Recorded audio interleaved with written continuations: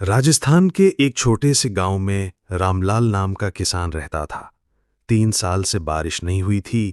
खेत की मिट्टी में दरारें पड़ चुकी थीं। कुएं का पानी सूख गया था और गांव के लोग पलायन करने लगे थे। लेकिन रामलाल के मन में अब भी उम्मीद की एक चिंगारी बाकी थी। एक दिन वो अपने पुराने लकड़ी के संदूक में कुछ ढूंढ रहा था।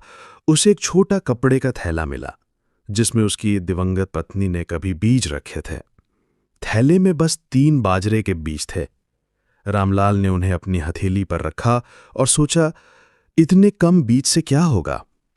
लेकिन अगले ही पल उसके मन में एक आवाज गूंजी, बीज जितना छोटा हो, उम्मीद उतनी बड़ी हो सकती है।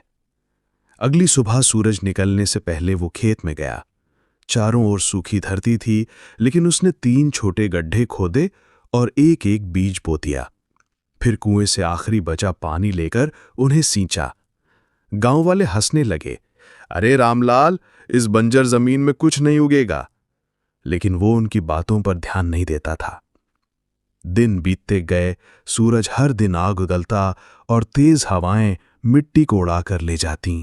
फिर भी रामलाल रोज उन गड्ढों में थोड़ा थोड़ा पानी डालता। एक हफ्ते बाद चमत्कार हुआ। मिट्टी से 3 छोटी सी हरी पत्तियां बाहर आईं। ये देखकर उसका दिल धड़क उठा। उसने पत्तियों को अपने बच्चों की तरह संभालना शुरू किया।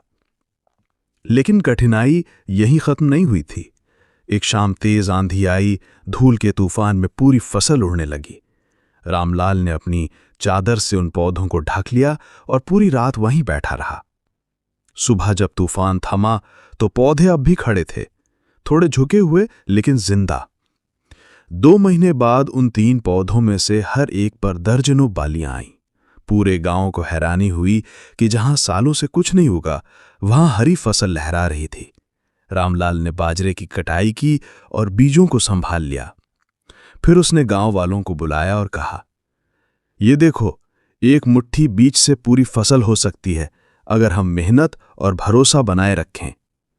उसने हर परिवार को बीज बांटे और बताया कि कैसे कम पानी में भी फसल बचाई जा सकती है।